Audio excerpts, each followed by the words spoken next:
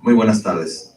La Sala Regional Guadalajara del Tribunal Electoral del Poder Judicial de la Federación, más cordial bienvenida a la conferencia magistral La formación del juez electoral.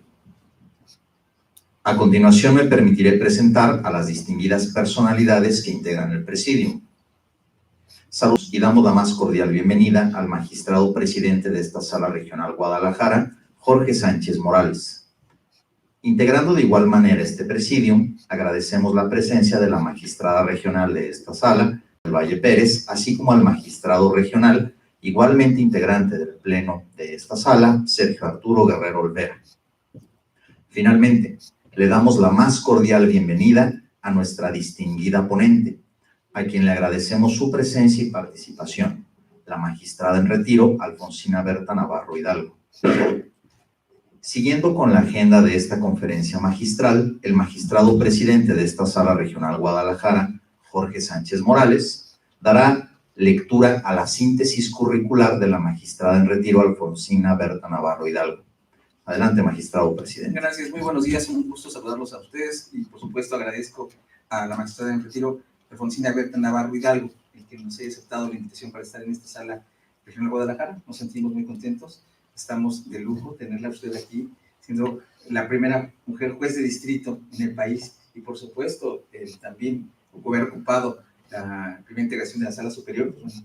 Tenerla aquí es un gran lujo. Nos sentimos muy contentos y, por supuesto, también saludamos a todos los que nos siguen en las redes sociales, de los cuales están muy interesados en escucharla, en saber respecto de su ponencia y para nosotros, pues bueno, tenerla aquí, nos sentimos muy contentos y muy agradecidos por estar con usted. Daré una lectura a su currículum, en el cual la magistrada Alfonsina Berta Navarro Hidalgo nació en Guadalajara, Jalisco. Estudió en la escuela, la primaria y la escuela práctica anexa a la normal en Guadalajara, Jalisco. La secundaria de profesora normalista en la Benemérita Escuela Normal de Jalisco. De abogada en la Facultad de Derecho de la Universidad de Guadalajara, obteniendo en sendos exámenes profesionales las máximas calificaciones de 100. También cursó el primer año en la Facultad de Filosofía en la misma Universidad de Guadalajara. Servicios en el Poder Judicial de la Federación. Ingresó el 1 de septiembre de 1970 al Poder Judicial de la Federación, siendo secretaria de Estudio y Cuenta en los tribunales colegiados en Torreón, Coahuila, en Toluca, Estado de México y en Guadalajara, Jalisco, así como en la cuarta sala de la Suprema Corte de Justicia de la Nación. Juez de distrito en el Juzgado Primero de Distrito en el Estado de México, con sede en Toluca, y en ese entonces era mixto, tanto por conocer de juicios de amparo de todas las materias, como de procesos penales, civiles y federales. Asumió el cargo de magistrada de circuito el 1 de agosto de 1980, desempeñándolo en los tribunales colegiados del 13º Circuito en Oaxaca, en el entonces primer tribunal colegiado del tercer circuito mixto, en el tribunal colegiado en materia administrativa del tercer circuito y finalmente en el entonces único tribunal colegiado en materia de trabajo del propio tercer circuito hasta el 4 de noviembre de 1996. En México fue la primera mujer con el carácter de propietaria que ocupó el cargo de juez de distrito y que desde él ascendió a magistrada de circuito, o en otras palabras, la primera magistrada de circuito que previamente fue juez de distrito.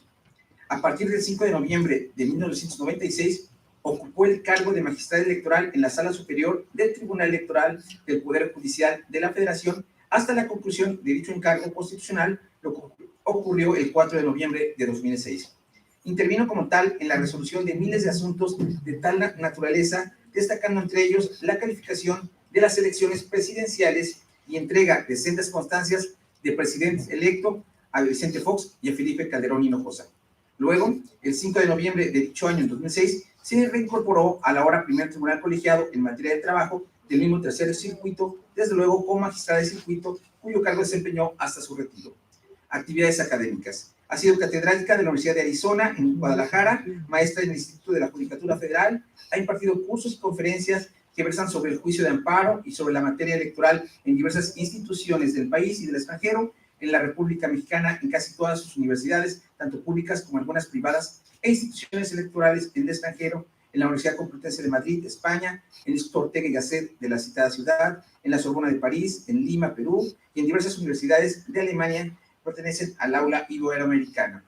Otras actividades. Ha participado como observadora electoral varias veces en las elecciones de los Estados Unidos de Norteamérica, en el Perú, Costa Rica, y también ha participado en diversos congresos nacionales e internacionales de derecho electoral.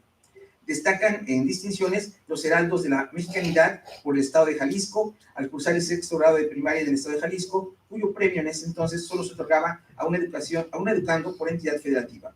Premio Historia de México, otorgado por el Colegio Internacional en octubre de 1998. Los integrantes de la generación de abogados 1963-1968 de la Universidad de Guadalajara la condecoraron con la medalla al mérito por la destacada labor en el campo jurisdiccional.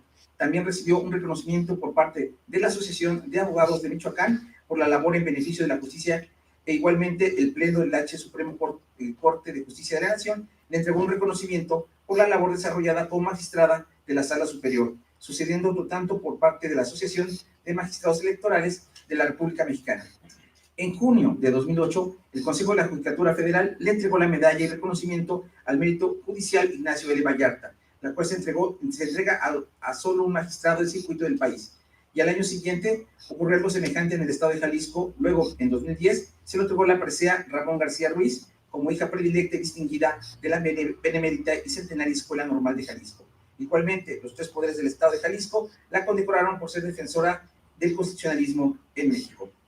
En cuestión de sus publicaciones, ha publicado en diversas revistas y libros de corte jurídico y la han publicado algunos artículos y trabajos, como por ejemplo los libros editados por el Poder Judicial de la Federación, trabajos intitulados El tratamiento de las violaciones de procedimiento en el amparo directo, la integración del Tribunal Electoral del Poder Judicial de la Federación, recurso de apelación en materia electoral, cartas a un joven defensor de oficio, el juicio de revisión constitucional electoral, una vía para consolidar la democracia, y participó en la elaboración del Código de Ética del Poder Judicial de la Federación.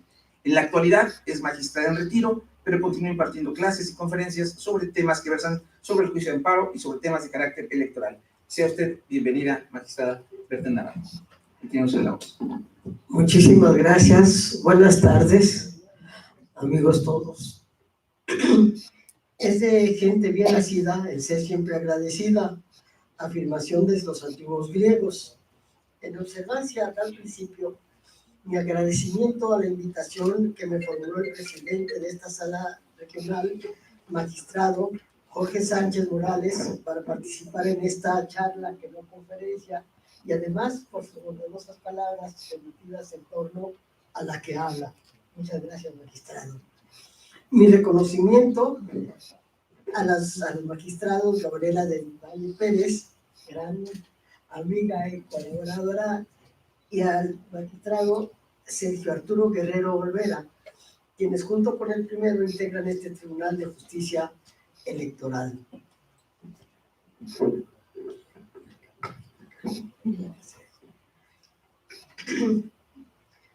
Hace unos momentos platicaba con el magistrado presidente y no puedo dejar de expresar la emoción que me embarga el estar en esta sala regional, en razón de que cuando integré la Comisión de Gobierno en la Sala Superior, pugné por su construcción y fui distinguida en colocar la primera piedra para que la misma se edificara, ya que con anterioridad la Sala Regional Guadalajara se encontraba ubicada en una casa que se rentaba ahí por la calle de Tapalpa, y en la que habla, pues consideraba que la Sala Regional Guadalajara debía de tener un lugar digno para sus integrantes, ya que no ama siempre su región, su lugar, y además la labor que desempeñan es en bien de la democracia y de México.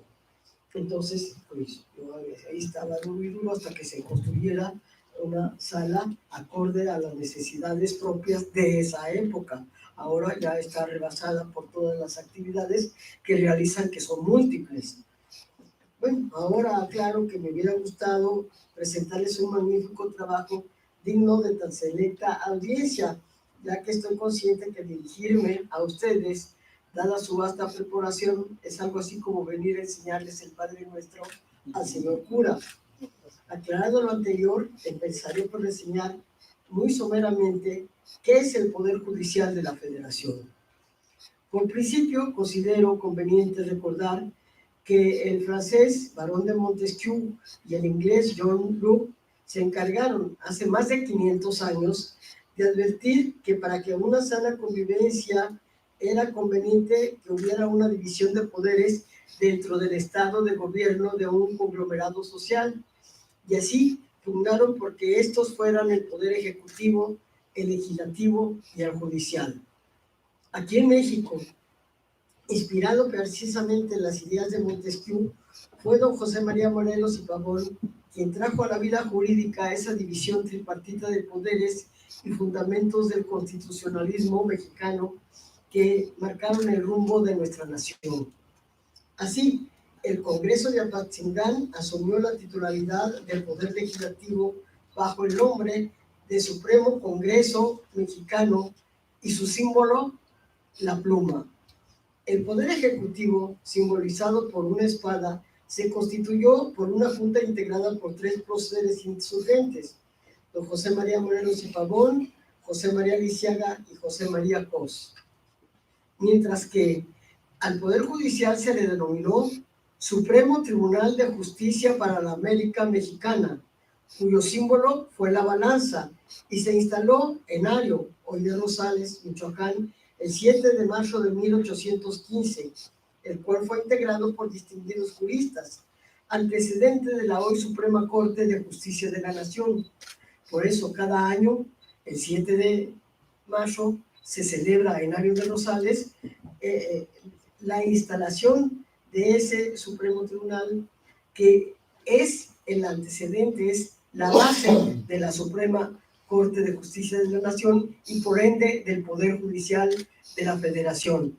Hoy el local, que son una casa de 2 aguas de teja, no sé si ustedes han asistido, pero se convirtió en la Casa de la Cultura, que espero no la desaparezcan con el actual régimen. Ya desaparecieron la de Guanajuato. Como ya lo apunté, en Morelos se ejerció influencia el pensamiento de Montesquieu, ya que dicho pensador afirmaba, leo, que el juez que interpreta la ley tenga un poder independiente del legislador. Hasta aquí la cita. La vuelvo a repetir porque es muy importante. Que el juez que interpreta la ley tenga un poder independiente del legislador.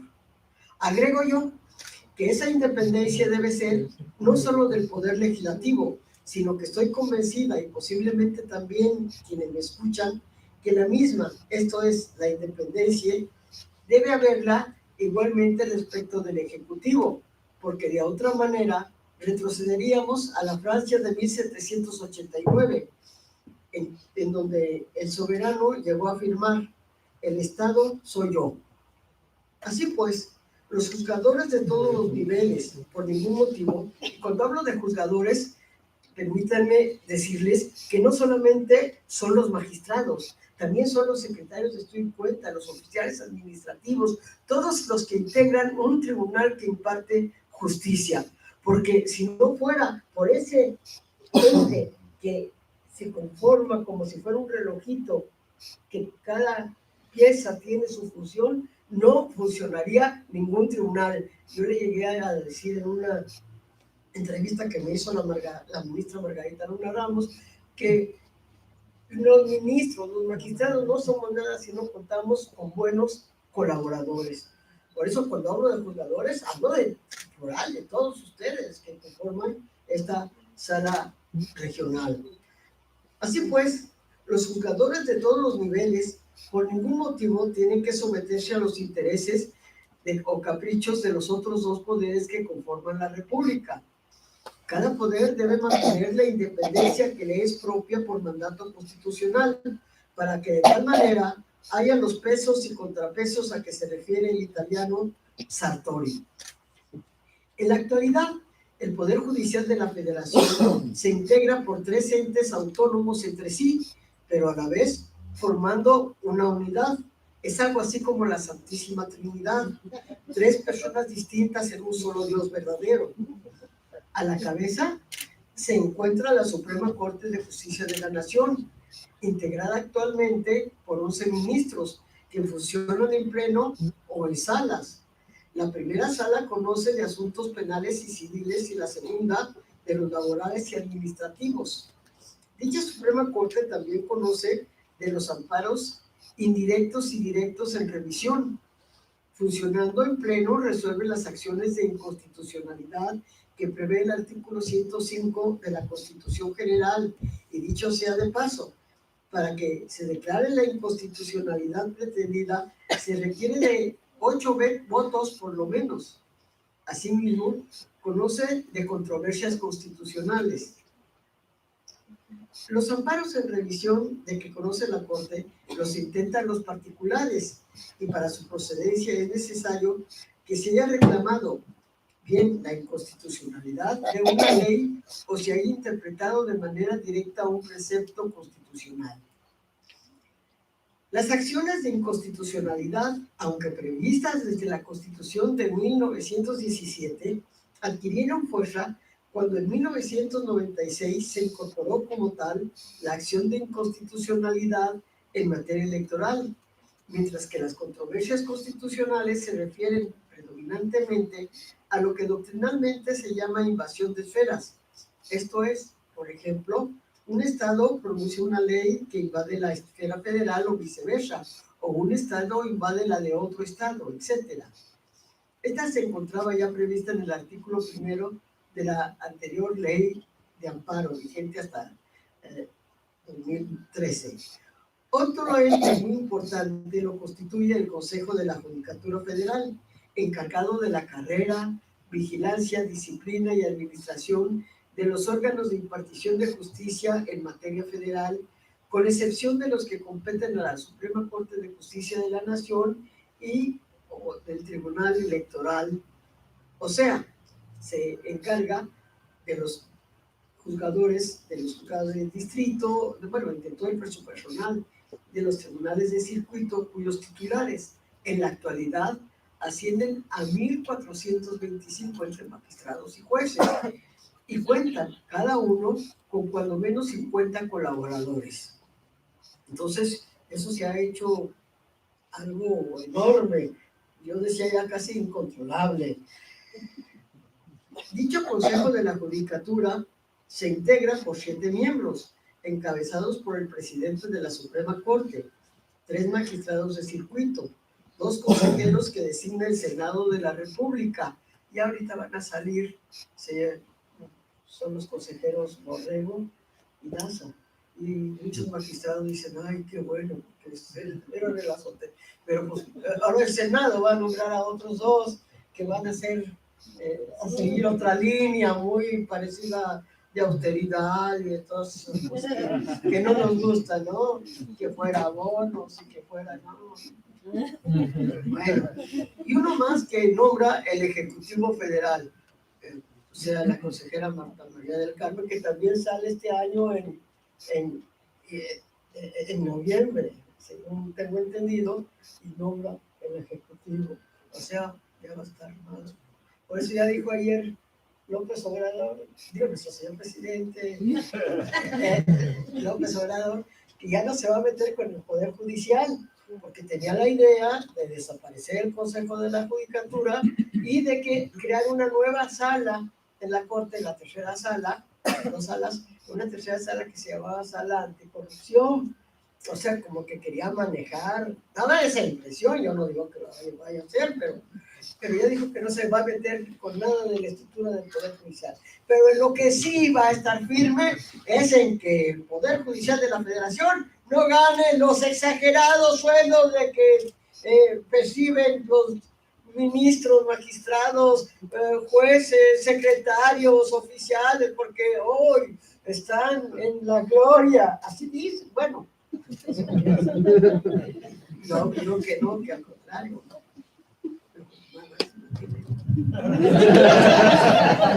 Para decirlo de una manera muy simple, los juzgados del distrito conocen, hecha excepción de la materia electoral, porque eso nomás es exclusiva del Tribunal Electoral, ahí nadie se tiene que meter.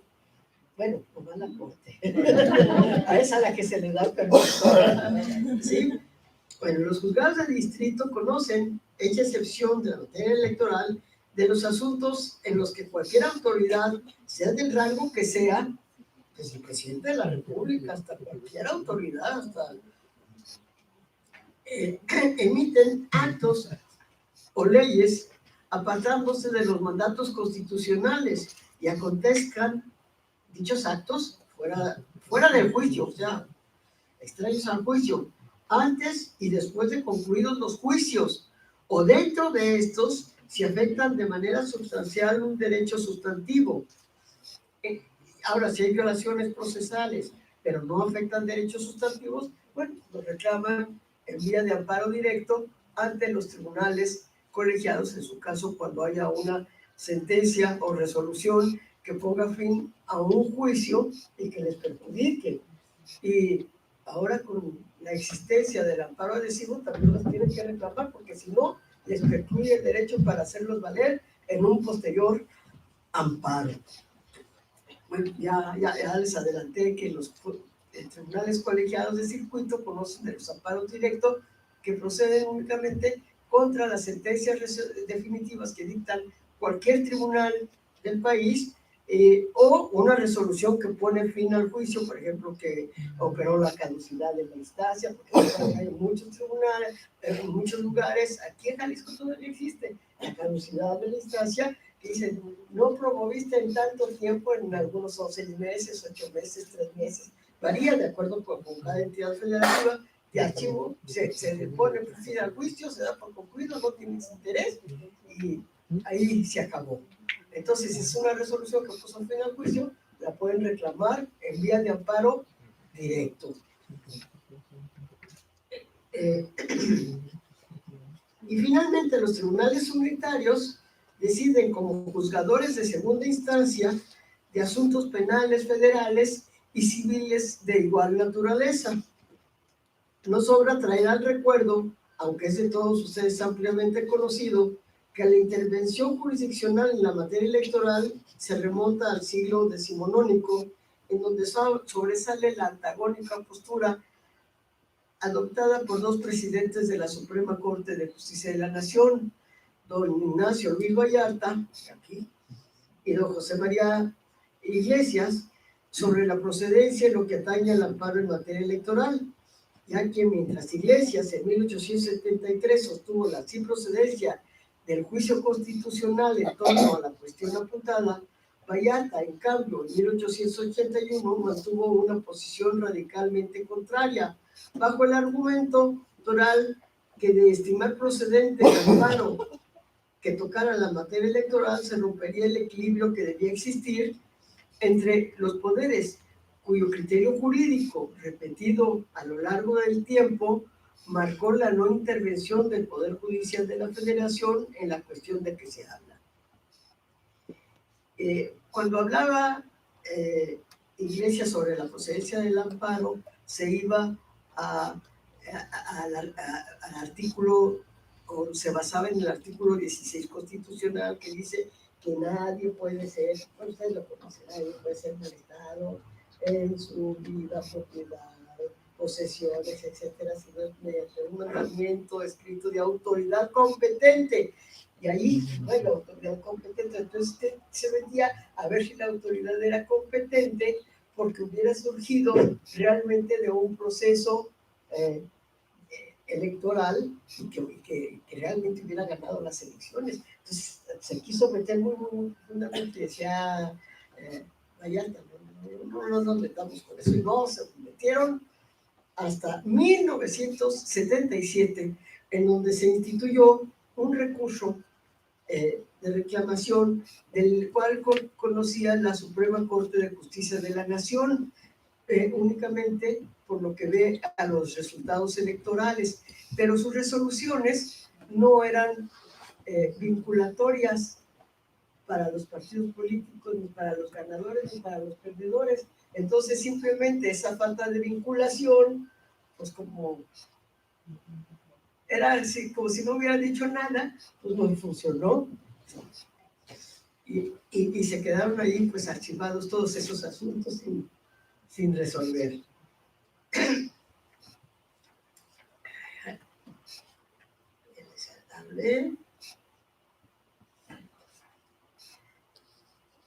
Con el fin de no cansarlos, no detallaré lo que ha ocurrido en cada época, aunque sí debo hacer notar que el primer tribunal lo constituyó el Contencioso Electoral, cuyo funcionamiento tuvo lugar en 1987. Luego le siguió el Tribunal Federal Electoral.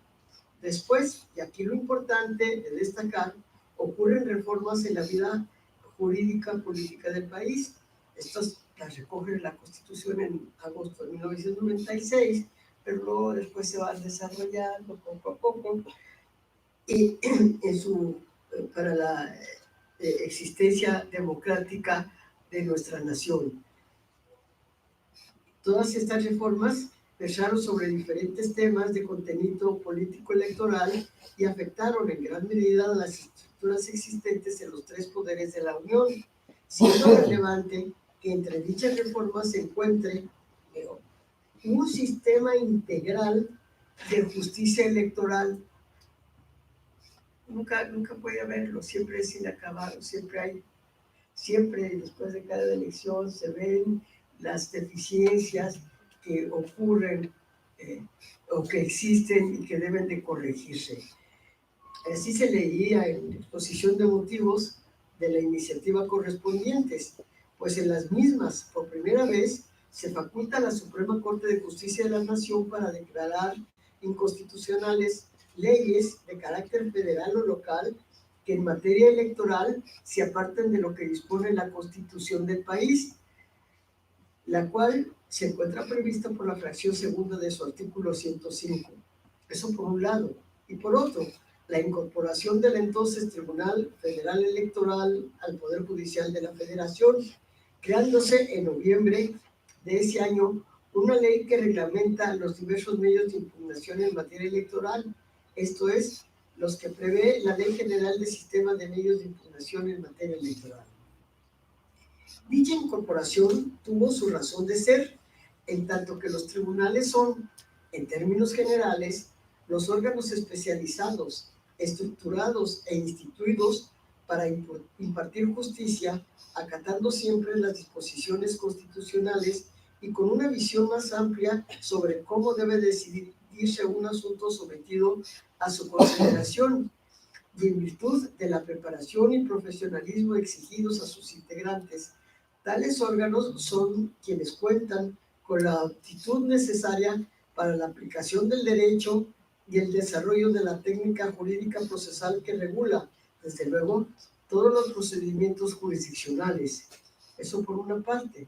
Y por otra, si a ello se suma que el Poder Judicial de la Federación es por naturaleza propia el garante de la Constitución y por ende tiene a su cargo velar por el respeto de lo que ésta preceptúa y que dicho poder de la Unión en su labor diaria busca la excelencia y la impartición de justicia, entonces tiene que convenirse en que era indispensable la incorporación de mérito. Sobre todo porque el desarrollo de México solo puede lograrse con la confianza que genera la impartición de justicia pronta, expedita, completa, imparcial e independiente, dado que únicamente de ese modo se genera tranquilidad en los ciudadanos y se confirma la prohibición para toda persona de hacerse justicia por sí misma y de ejercer violencia para reclamar sus derechos. De esta manera, es indudable, se salvaguarda el Estado de Derecho al que pertenecemos y se justifica la incorporación de que se trata. El Tribunal Electoral del Poder Judicial de la Federación funciona como tal desde el 6 de noviembre de 1996, pero como un órgano especializado del Poder Judicial de la Federación. Es la máxima autoridad jurisdiccional en materia electoral, como lo indica el artículo 99 de la Constitución del país, con excepción de lo dispuesto por la fracción segunda del artículo 105 de la propia Constitución, que prevé la inconstitucionalidad de leyes en materia electoral. Sus resoluciones, como lo manda la propia norma, son definitivas e inatacables. En cuanto a su estructura, el Tribunal Electoral del Poder Judicial de la Federación funciona con una sala superior integrada por 7 magistrados. Tiene su sede en la hoy Ciudad de México. También cuenta con 5 salas regionales que comprenden cada una de las circunscripciones en que se divide el país y con una sala especializada para resolver conflictos de naturaleza sancionatoria.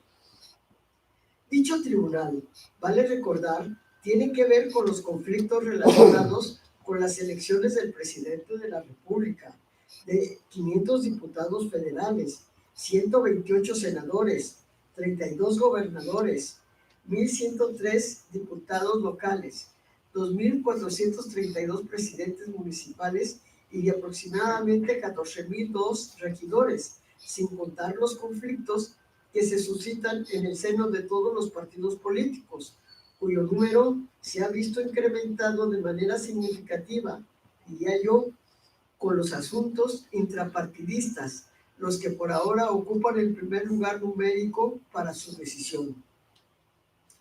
La competencia entre la sala superior y las salas regionales y la especializada se encuentra dividida. La sala superior siempre tiene la facultad de atracción de todos los asuntos que considera importantes para la vida democrática del país. Las salas regionales se encuentran en las ciudades de Guadalajara, Jalisco, que es la primera circunscripción, en Monterrey, Nuevo León, la segunda circunscripción, y en Jalapa, Veracruz, tercera circunscripción, y en la Ciudad de México, cuarta circunscripción, y en Toluca, Estado de México, quinta circunscripción, así como la sala especializada que está en la Ciudad de México. Esto me trae al recuerdo que en 1951 nacieron a la vida jurídica los tribunales colegiados, y también eran 5 en todo el país. Y también estaban, curiosamente, en los mismos lugares. ¿Sí?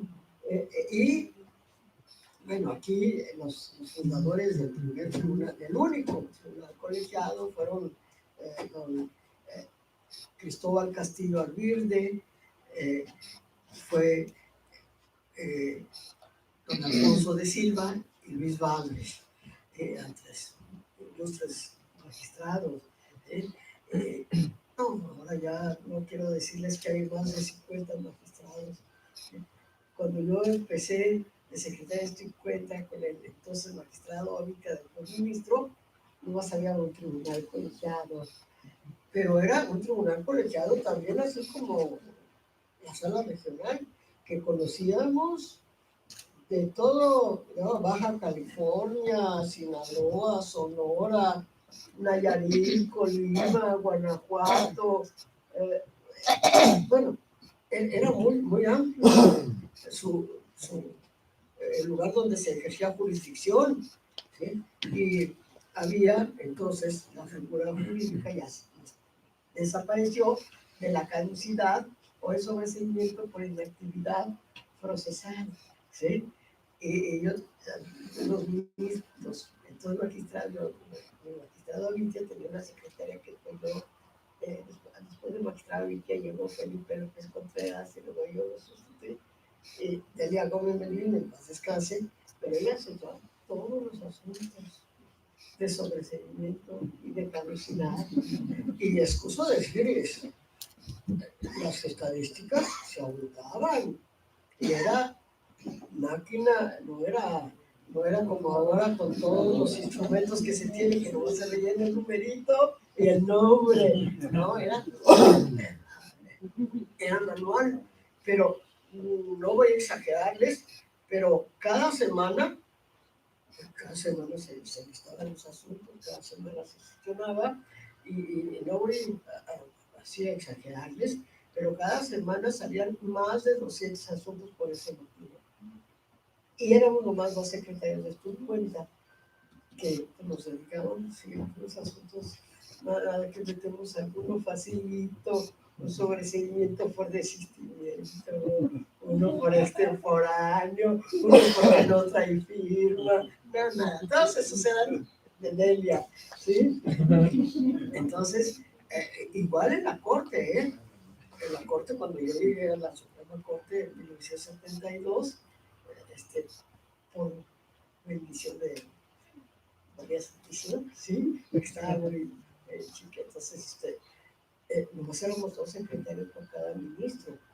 Y para los asuntos de inconstitucionalidad de leyes, que casi no había, bueno, sí había, pero los jueces de distrito, cuando les llegaban los asuntos de inconstitucionalidad de la ley, los iban acumulando y se hacía una acumulación de 80 asuntos. Entonces había expedientes que, bueno, no, pues cuando los iban a estudiar, ahí los dejaban, hasta que también se declaró la caducidad de inconstitucionalidad de leyes.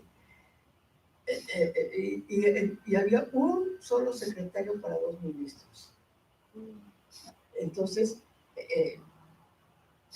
pues no digo que teníamos mucho trabajo, pero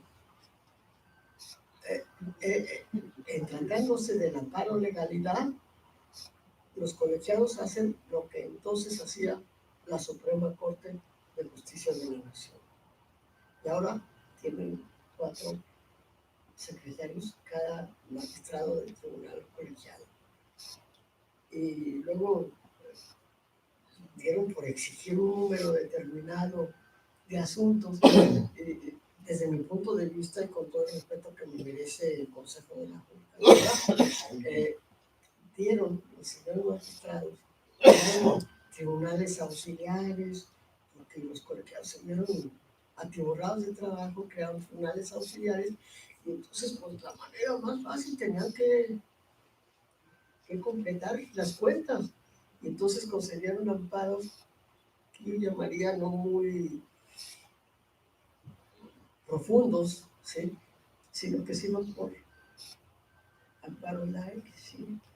De, ay, no estudié esta prueba, y no veían si la prueba iba a trascender al sentido del fallo o era una prueba realmente valiosa, que podría cambiar el sentido de la resolución. No estudiaste esta prueba, te concede la prueba, no estudiaste esta prueba, y fueron amparos light que, desde mi punto de vista, demeritó un poquito el prestigio del Poder Judicial, ¿sí? Igual que también con los plenos de circuito y otras cosas que, bueno, no vale la pena. Bueno, para el funcionamiento de la sala, volviendo a decir, creo que me salí. Para el funcionamiento de la sala superior se requiere la presencia de 4 magistrados, salvo cuando se trata de la elección del presidente de la República, en que se requiere la presencia de 6 de sus integrantes, y en caso de empate, el voto del presidente reviste la calidad de calificado. Para ser magistrado de la Sala Superior, se necesita contar con los mismos requisitos que para ser ministro de la Suprema Corte de Justicia de la Nación, y para ser magistrado de las restantes salas, los que se necesitan para ser magistrado de circuito. Además, en ambos casos es necesario contar con credencial para votar con fotografía, y su designación es totalmente diferente a la que se utiliza para la designación de ministros y magistrados de circuito. Así, todos los magistrados electorales deben ser electos por el voto de las 2/3 partes de los miembros presentes de la Cámara de Senadores o en sus recesos por la Comisión Permanente a propuesta de la Suprema Corte de Justicia de la Nación en ternas específicas. La primera vez, la ley señaló una votación numérica mayor, esto es, la de 3/4 partes de senadores. Pero afortunadamente, quienes fuimos electos por las ternas propuestas, en su designación hubo unanimidad de votos con una abstención. En esa ocasión, hubo más de 300 aspirantes a ocupar los cargos de magistrados electorales. Ahora es variable. En algunas ocasiones hay muchos y en otras son pocos los que aspiran a tan digno cargo. Muchos de ellos dicen que porque ya están pues palabreados, ¿sí?, por los partidos políticos. Yo no creo que sea el caso, porque ahora ya hay un partido dominante. El compromiso de un magistrado electoral siempre debe ser el de resolver los conflictos sometidos a su decisión, apegados a derechos como lo ordena la Constitución, los tratados internacionales en que el Estado mexicano fuere parte y las leyes que de dicha Constitución emanen. De este modo, es indispensable rememorar que hay anhelos que son universales, como la búsqueda sempiterna de una sociedad de hombres libres que les garantice su desarrollo humanístico y los emancipe de temores. Una de las más bellas expresiones de ese afán generoso quedó brillantemente consagrado en la exposición de motivos de la Constitución Federal de 1824, la primera del México independiente, cuyos postulados han sido igualmente inspiradores del buen juzgador en cuanto que, leo, sin justicia no hay libertad, y la base de la justicia no puede ser otra que el equilibrio entre los derechos de los demás con los nuestros. En el anhelo de hacer reinar la igualdad ante la ley, la libertad sin desorden, la paz sin opresión, la justicia en rigor, la clemencia sin debilidad, de marcar sus límites a las autoridades supremas de la nación, combinar estas de modo que su unión produzca siempre el bien y haga imposible el mal, arreglar la marcha legislativa poniéndola al abrigo de toda precipitación y extravío. Hasta aquí la cita. Estos pensamientos bien pueden expresar la tarea del juzgador de nuestro tiempo, la preocupación del hombre por el respeto y el reconocimiento a la dignidad de los otros. Hablar hoy de un buen juzgador equivale a hablar de justicia. Por ello, las relaciones armónicas entre las personas solo pueden constituirse cuando se respetan los derechos. El Poder Judicial de la Federación debe traer a la reflexión, a la conciencia y a la práctica los principios, reglas y virtudes inherentes a la función jurisdiccional que se encuentran compenetrados en el sentir de nuestra comunidad, que los juzgadores ilustres desde antaño han asumido como propios y que definen los principios constitucionales de la carrera judicial, cuyo punto nodal es la independencia del juzgador. La Constitución General del país aspira al reconocimiento de ser la senda por la que transiten cotidianamente los servidores públicos del Poder Judicial de la Federación, que sea un documento no solo informativo, sino formativo, a tal punto que su práctica reiterada se convierta en la naturaleza propia del juzgador, para que, a través de su vida, dé contenido, claridad y sistematización a los postulados que consagra, porque su conocimiento no es innato, sino por el contrario, es adquirido a través del estudio constante para adquirir el profesionalismo requerido para el buen desempeño de tan noble función de servir a nuestro querido México. Ya decía el ilustre español Ortega y Gasset, servir al derecho es servir a la humanidad entera.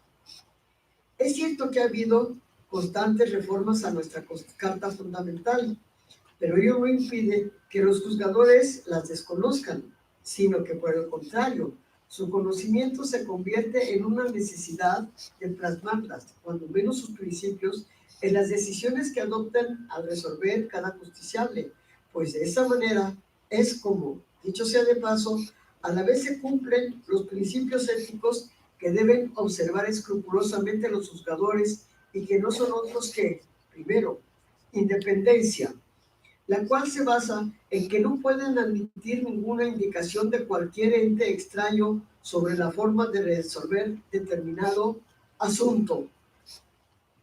Imparcialidad, que entraña el no inclinarse por simpatía, por amiguismo, por intereses malsanos, etcétera, para que alguna de las partes obtenga un fallo favorable, sino que en realidad le corresponda que así se decide el asunto. Objetividad, la cual guarda una relación muy estrecha con los datos que se obtienen del expediente continente del juicio sujeto a su decisión. Por eso hay que ver, volver a ver y advertir qué es exactamente lo que revelan las constancias integradoras de tal expediente. 4. Profesionalismo, cuyo valor radica en que el juez debe estar lo suficientemente preparado para decidir el asunto sometido a su conocimiento, apoyándose en lo que determinan la Constitución, los tratados internacionales en los que el Estado mexicano fuere parte, las leyes, la jurisprudencia, y para tal fin tendrá que ponerse a estudiar lo suficiente referente a los temas que guarden estrecha relación con el justiciable. Quinto, excelencia, la cual vendría a ser como la cúspide de lo que un buen juzgador debe poseer para que merezca el calificativo de ser un buen juzgador y que las partes en conflicto, no obstante que el fallo les sea desfavorable, reconozcan la sentencia emitida y cumplan y que la misma cumpla cabalidad con los valores ya mencionados. Desgraciadamente, en la materia electoral, las partes son muy viscerales y no, muchas de ellas, aún siendo una sentencia pulcra, excelente, de principio a fin, dicen, tú es bueno, yo soy el ganador. Y eso lo verán constantemente, ¿sí? Cuando ni siquiera tienen el mínimo, bueno, la mínima curiosidad de leer ni una cuarta, ni un renglón de la sentencia, pero dicen, la sentencia está mal, es una burrada, y ni siquiera lo han leído. Cuando todas las sentencias del Tribunal Electoral del Poder Judicial de la Federación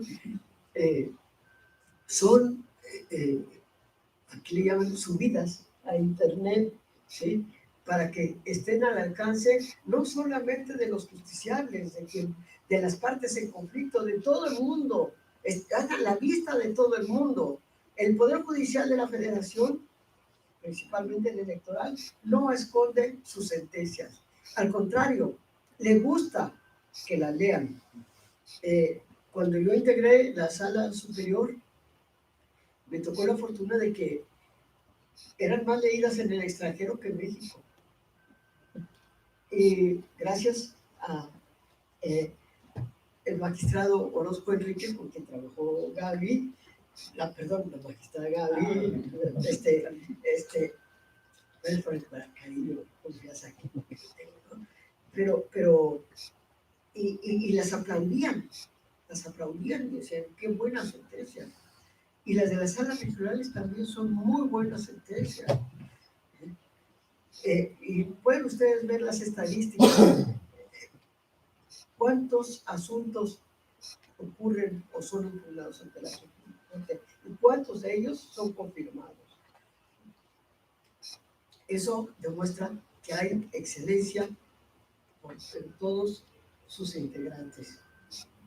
Desde luego que los cabezas tienen un papel importantísimo, pero no, yo vuelvo a insistir en que todos los que trabajan aquí tienen una participación muy importante para que se lleve a cabo ese quehacer jurídico que ennoblece al ser humano.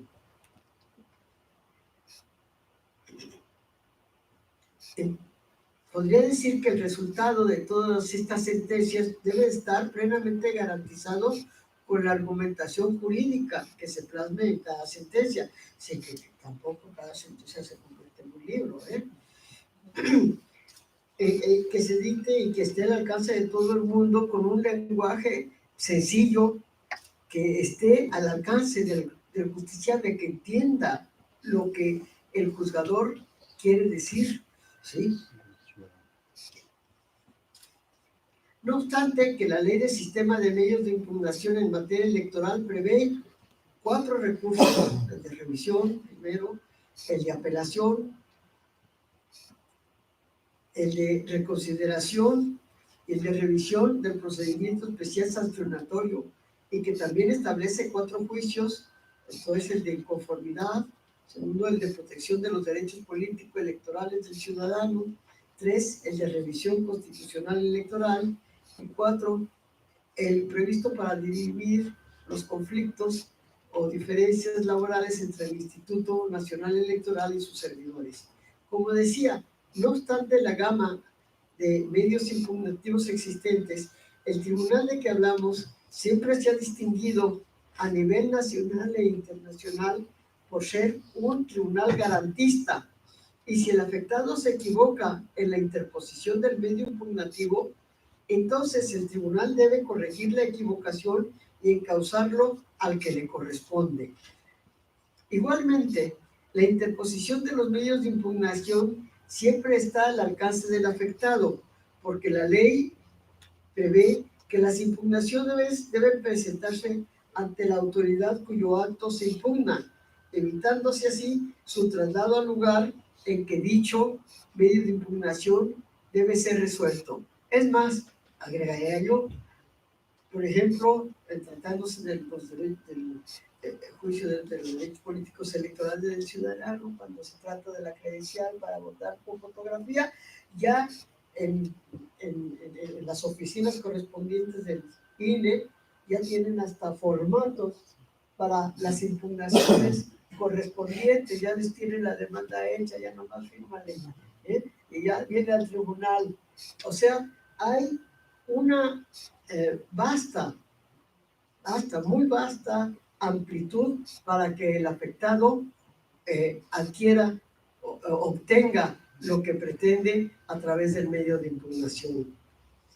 La cita errónea de preceptos en los medios de impugnación tampoco es un obstáculo para que el juzgador invoque los correspondientes y permite el principio de que el juzgador federal, al leer la petición o demanda relativa, debe atender a lo que el interesado quiso decir y no a lo que aparentemente dijo, para lograr así una plena justicia acorde a los principios que deben reinar en el dictado de todas las resoluciones electorales.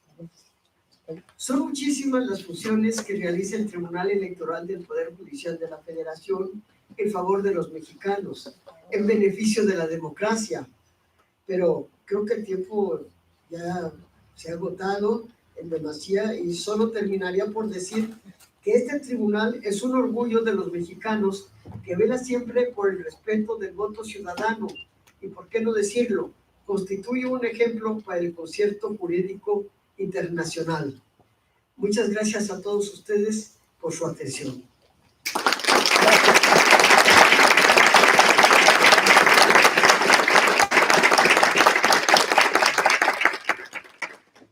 Muchas gracias, magistrada en retiro Alfonsina Berta Navarro Hidalgo, por tan importantes aportaciones para la formación del juez electoral. Y a continuación, integrantes, la magistrada Gabriela del Valle Pérez, integrante del Pleno de esta Sala Regional Guadalajara, hará la entrega del reconocimiento correspondiente a nuestra distinguida ponente.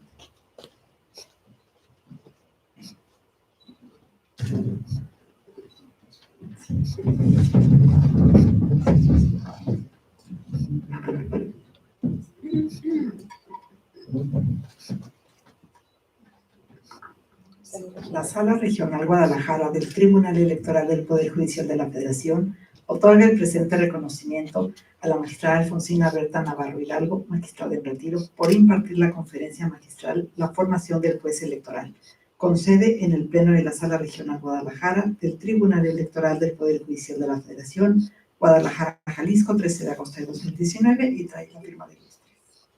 Muchas gracias.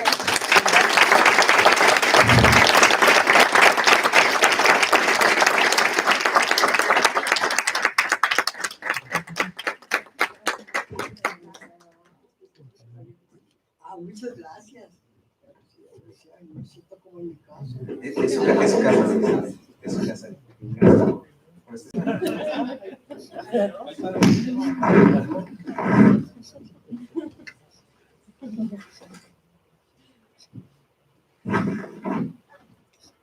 Con esto, damos por concluida esta conferencia magistral, la formación del juez electoral, agradeciéndoles su asistencia y participación. Que tengan muy buenas tardes.